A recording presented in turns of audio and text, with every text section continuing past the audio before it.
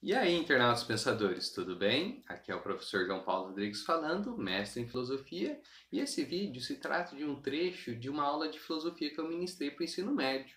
Lembrando que o conteúdo e a série correspondente vocês podem encontrar no título e na descrição do vídeo. Também trata-se de um áudio mais simples, mais direto e mais didático para aqueles que querem estudar para o vestibular e para o Enem. Desde já agradeço e, por favor, curtam o vídeo. Vamos dar então continuidade no conteúdo na área da filosofia chamada epistemologia. Que seria então essa epistemologia, né? Uma palavra que vem do grego, na qual então episteme ou epistemo, né, significa conhecimento em grego, e logia, né, vem de logos, né, que significa estudo. Então é basicamente estudo do conhecimento, ou como a filosofia gosta de chamar, teoria do conhecimento. Conforme o próprio nome já diz, o conceito central aqui estudado é o conceito conhecimento. Afinal, né, será que nós podemos conhecer algo? Será que nós conseguimos conhecer o mundo à nossa volta? Será que nós conseguimos atingir o conhecimento acerca do mundo? E a gente percebe, né, quais são as condições necessárias então, e suficientes para se atingir esse conhecimento. Uma das questões é sempre estar aberto, então, a novos conhecimentos. Nunca deixar o seu pré-conceito limitar a sua busca pela verdade, né? Mas, além disso, o que mais é necessário para a gente poder conhecer o mundo à nossa volta? Os sentidos são extremamente importantes para que a gente possa conhecer algo. Nós precisamos da visão para poder ver as cores que estão, por exemplo, no nosso celular ou, né, nos objetos que estão à sua volta. Assim como eu preciso do tato para saber o que é mais liso, o que é mais áspero. Assim como eu preciso da audição para poder escutar o que o professor está falando aqui nesse momento, por exemplo. Então, os sentidos são importantes, são condições necessárias, então, para conhecer. Mas será que só isso basta? Será que só os sentidos basta? Ou será, então, que sempre tem algo a mais? Como, por exemplo, a nossa razão, né? A nossa capacidade intelectiva, nossa capacidade de pensamento. Afinal, de que adianta eu conseguir sentir o mundo à minha volta, né, através dos meus 5 sentidos, mas não ter uma memória para poder arquivar tudo aquilo então que eu percebo? Afinal, quando eu falo a palavra vermelha, né, ou a palavra vermelho, vocês têm aí uma noção mais ou menos do que significa, né, essa palavra. Porque vocês já viram objetos da cor vermelha. Por isso que seria estranho você falar em cor vermelha, por exemplo, para um daltônico ou para um cego. Mas mesmo assim, né, se eu falo, por exemplo, algo como maçã, até mesmo um daltônico ou um cego teria um conhecimento acerca do que é uma maçã. Afinal, eles já devem ter experimentado essa fruta. Se não sabem, então, através da visão o que é aquilo, né, mas elas sabem, por exemplo, através do gosto, através do tato, formato da maçã. Então, o raciocínio, a capacidade intelectiva também é extremamente importante para que a gente possa conhecer algo. Quais são os tipos de conhecimento? Afinal, não há apenas uma única maneira de se conhecer o mundo. Conforme que a gente vai ver aqui nessa aula, né, há vários tipos de conhecimento, há várias formas de se tentar entender o mundo. Cada uma à sua maneira, né, usando seus próprios meios, para que assim então pudesse alcançar a verdade, né, para que possa assim alcançar um conhecimento verdadeiro. Tá? Nós vamos ver aqui que tem elas mais presentes em nossa vida e outras até pouco presentes. Ora, o primeiro conhecimento da qual toda a humanidade, né, toda a sociedade primitiva, né, se não todas, a maioria das sociedades primitivas, vão se utilizar para explicar o mundo à sua volta, é o conhecimento mítico, né, ou seja, o mito, a mitologia. Tá? Por quê? Porque o ser humano ele sempre foi curioso para tentar explicar as coisas ao seu redor, para explicar o mundo ao seu redor. E como a ciência não estava muito presente, né, nos primórdios da humanidade, afinal ela estava ainda em desenvolvimento, então a maioria das sociedades antigas, primitivas, elas se utilizaram de deuses, deusas e seres sobrenaturais para explicar o mundo à sua volta. na qual sempre que você via algum fenômeno natural, você utilizava algum deus, alguma deusa ou algum ser sobrenatural para explicar aquilo que estava se passando em sua frente. Para explicar então a formação dos raios, segundo os gregos, era Zeus quem explicava a formação dos raios. Enquanto que para os nórdicos, por exemplo, era Thor quem explicava a formação dos raios. Para a mitologia indígena, né, que no Brasil, algumas mitologias indígenas do Brasil, era o deus Tupã que explicava a formação dos raios.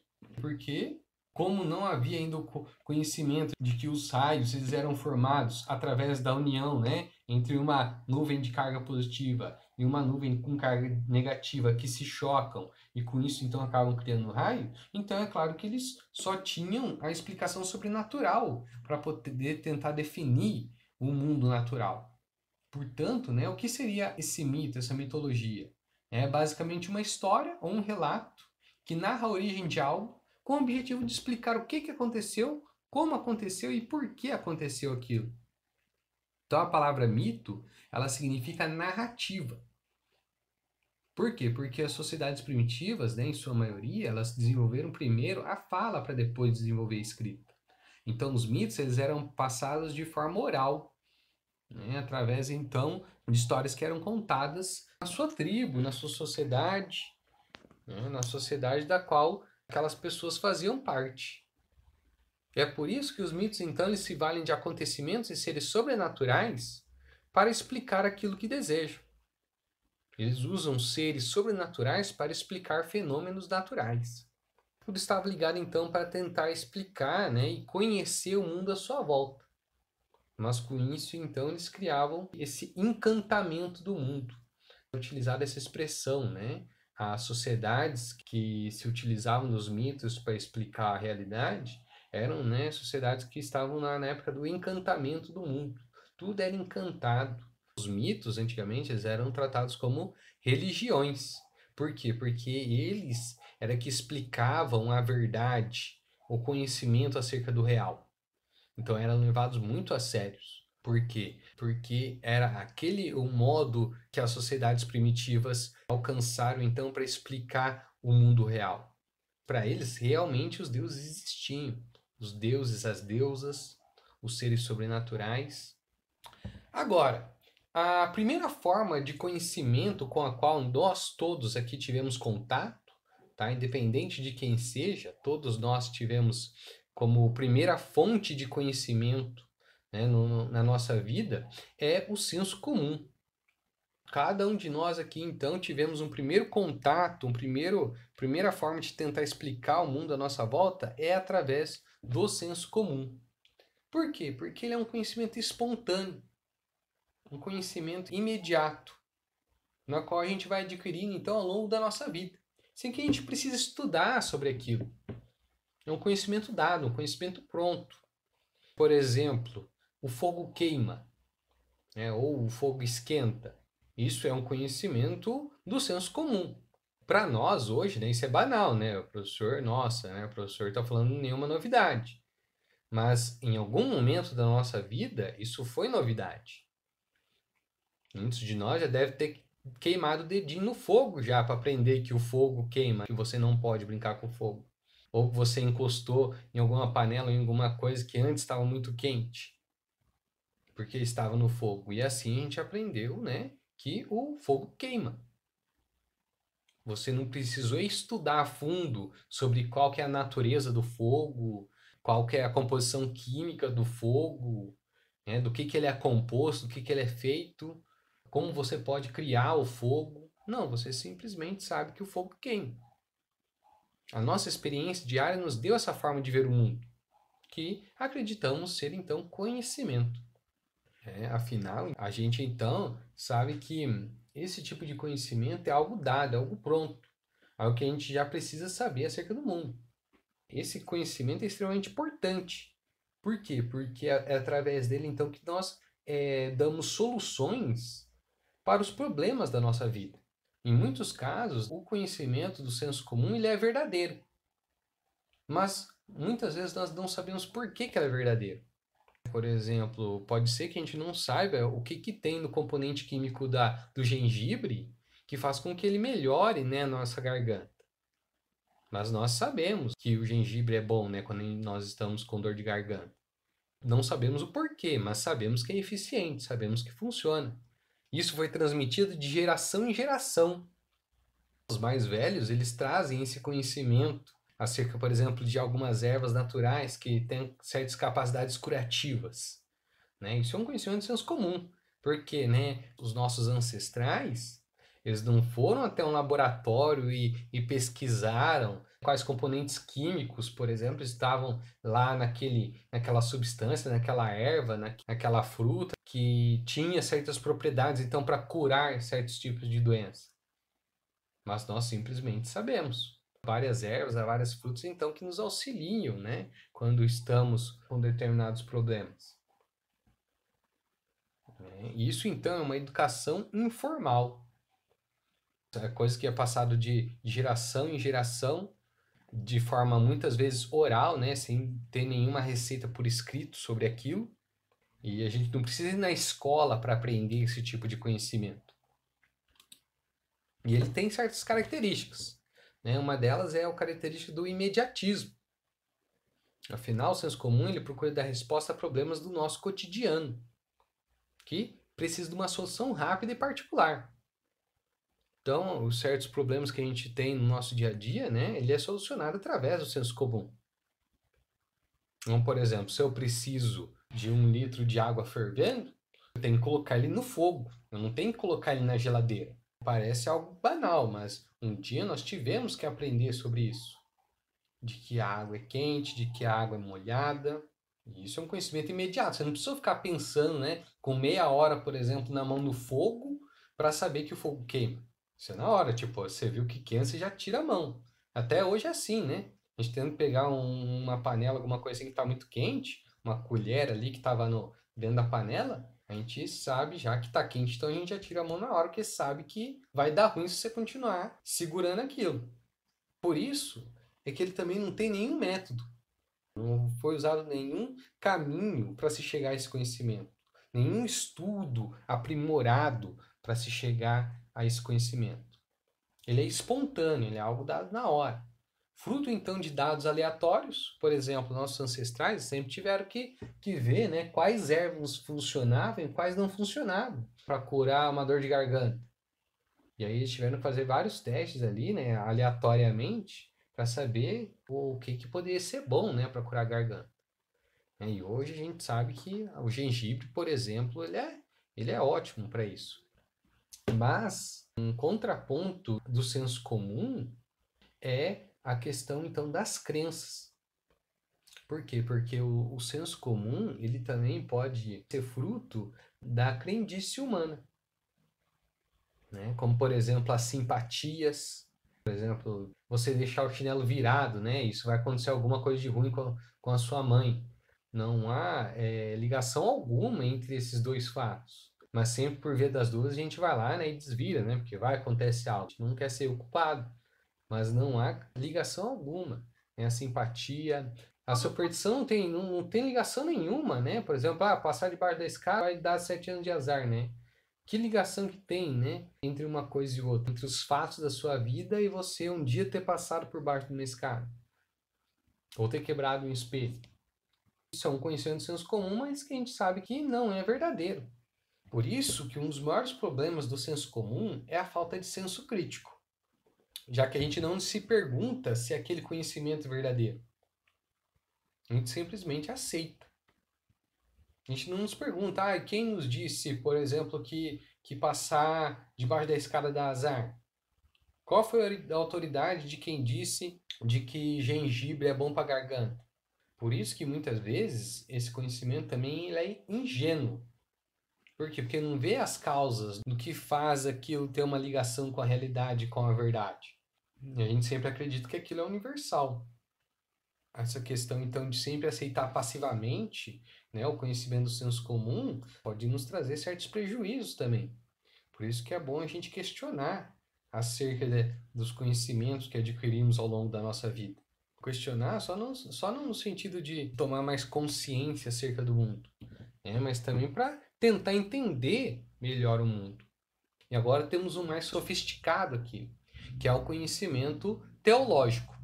Conforme aqui a própria palavra diz, né? Theos significa Deus em grego e lógico, né, vem de logia, ou seja, de estudo. Ou seja, seria o estudo de Deus, também chamado de conhecimento religioso. No conhecimento religioso, então, o principal objeto de conhecimento é a fé, a crença. Então, no conhecimento da religião, então, nós percebemos que só vamos obter aquele conhecimento se nós tivermos fé. O filósofo Santo Agostinho, por exemplo, ele diz isso, que eu preciso crer para entender e entender para crer. Ou seja, para que eu conheça a verdade revelada, né, da religião da qual eu pertenço, você então vai crer, né, você vai acreditar, você vai tomar aquilo como conhecimento, né, a partir da sua crença naquela religião. Por isso, o conhecimento religioso ele não é racionalmente demonstrado. Ele só pode ser demonstrado através da fé, porque a demonstração racional acerca de certo conhecimento, né, que demanda então uma explicação natural acerca daquilo que a gente conhece, isso, né, só é possível através da filosofia e da ciência. Então, a fé aqui, no caso do conhecimento teológico ou religioso, é a adesão então do intelecto e da vontade a essas asserções não evidentes, né, e não demonstráveis sobre uma revelação que se considera divina. Ou seja, nós devemos ter uma crença através da verdade revelada através das escrituras sagradas. Né? Vai ser através da crença nas escrituras sagradas que a gente vai obter então conhecimento acerca daquela religião. O conhecimento religioso ele possui verdades reveladas ou inspiradas acerca das questões fundamentais do ser humano. Então essas verdades reveladas podem ser através das escrituras sagradas, né? Seja a Bíblia, a Torá, ou Vedas, né, do hinduísmo, e pode ser inspirado também nas autoridades religiosas. Tá? E todas elas, então, vão tratar acerca de questões fundamentais para o ser humano. Veja bem, pessoal, o que a gente está pegando aqui desde o começo aqui é a ideia de que o ser humano ele sempre foi curioso para tentar entender o mundo à sua volta. Ele sempre teve esse espanto com o mundo, né? Essa vontade, então, de conhecer, né, o mundo à sua volta. E para isso, então, ele acabou criando vários tipos de conhecimento, várias formas de se tentar entender o mundo. Nós já vimos aqui 3 delas, né? O conhecimento mitológico, o conhecimento do senso comum e o teológico, ou, né, religioso. E o objetivo, então, do conhecimento religioso é conectar o fiel à esfera do sagrado, por meio, então, das liturgias e dos rituais. E agora, então, entramos para o 4º tipo de conhecimento, que é o conhecimento filosófico. A principal característica, então, do conhecimento filosófico é a capacidade, então, do ser crítico. Né? É o ser crítico. Afinal, para que você possa filosofar, para que você possa entender algo de modo filosófico, você precisa criticar, ou seja, refletir acerca daquilo que lhe é apresentado. Por isso que na filosofia não se admite verdades prontas, como é no caso do senso comum, né, na qual tudo já é imediato, tudo já é pronto. Porque se no senso comum há uma falta de senso crítico, é na filosofia então que se encontra esse senso crítico, essa capacidade então de refletir acerca do mundo, né, de questionar acerca daquilo que está à nossa volta. Mas esse questionamento, essas dúvidas, esses anseios, eles não são feitos de qualquer modo. Ele só pode ser realizado através de enunciados lógico-racionais. Ou seja, aquilo tem que fazer um sentido intelectualmente. Essas hipóteses, então, visam uma representação mais coerente e lógica dessa complexa realidade. Aquilo, então, que é debatido filosoficamente, aquilo que é refletido filosoficamente, tem que ser coerente com o real. Tem que fazer sentido na realidade. O estabelecimento do conhecimento, então, filosófico, ele é feito através do real. Afinal, como é que nós, seres humanos, conseguimos conhecer, então, a nossa volta? Por isso que o filósofo ele sempre vai além do imediatamente dado, né? Ou seja, ele ultrapassa os limites impostos pelo senso comum. E também vai além das pseudo-evidências, né? Daquelas falsas evidências que não nos dá uma visão clara acerca do real, acerca então da realidade. E agora, né, o último tipo de conhecimento então, que a gente vai ver aqui hoje é o conhecimento científico. Né? Esse então que é uma das formas mais recentes, né, de se entender o mundo, conforme o que a humanidade desenvolveu. Nesse conhecimento científico, então, a gente estabelece relações estruturais na realidade para a construção de um conhecimento mais coerente acerca do mundo natural. Então, nós podemos ver aí que a ciência ela sempre vai tentar conhecer o mundo natural. A ciência ela tem como objeto de estudo, então, o mundo natural, o mundo físico. A ciência ela pode falar acerca, por exemplo, do corpo humano. Por quê? Porque é uma fruto da observação da realidade. Então, ela é o fruto de um método, né? Um certo caminho. Tudo aquilo que é estudado na ciência tem um começo, meio e fim, que é feito através então de pesquisas, testes, provas, cálculos. Uma teoria científica, ela sempre tem um caminho a por seguir. Por exemplo, né? Começa pela hipótese, né? Ou seja, o cientista lança uma hipótese acerca de algo, aí depois então eles partem para o teste, a prova, as pesquisas, para então poder desenvolver uma teoria. Por isso que quando a gente fala em conhecimento científico, a gente fala de uma certa objetividade, tá? Ou seja, a ciência busca um conhecimento que esteja de acordo com a realidade do fenômeno, para descrever como tal coisa é, não como a gente desejaria que fosse. Não é a realidade que deve se moldar a teoria na ciência, mas sim a teoria da ciência ali que deve se moldar à realidade.